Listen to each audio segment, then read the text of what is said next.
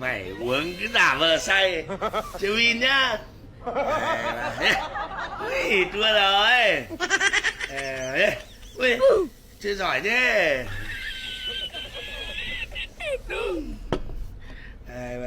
Ui, lại chua rồi Ui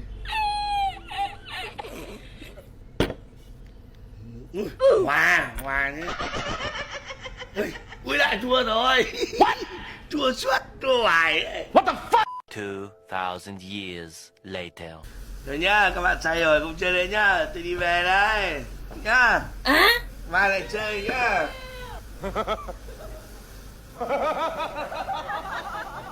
Ê, tập tễnh rồi. Mà thế này cứ. Cân rồi. Đấy, cân rồi, về đi.